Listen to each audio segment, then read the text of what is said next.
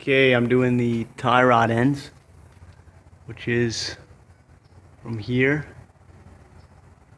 to here. And I'm getting a little shaking. Well, if I can move it, which I can't.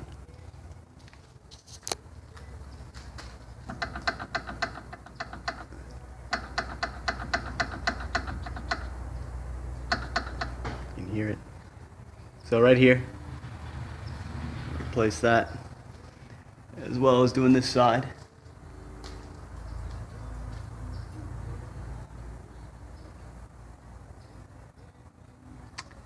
Okay, so we're measuring the tie rod. The existing one, it looks like it's 15 7/8 of an inch. Right there.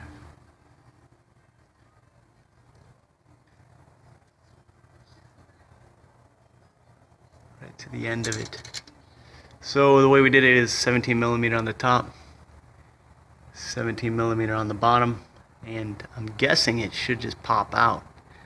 I might have to loosen these guys up a little bit to maybe give it a little play, but it's 15 7/8. Okay, so we got it off, and we're gonna match them up. Now, there's something fishy, it doesn't really look right, so make sure you have the right side. This is actually the right one I'm looking for. It's part number 0603. That's the right side on my 1984 300 SD, now 126. So that's a right, which is also the passenger side, and this is the right one. So we're gonna match those up. Distance wise, I got a tape measure, and then we're gonna put it in, and we might have to measure further from there, but I was about to F up big time, and I looked, and they have different part numbers, so I called up the dealership, and they told me it was $110, and they'd have to order it.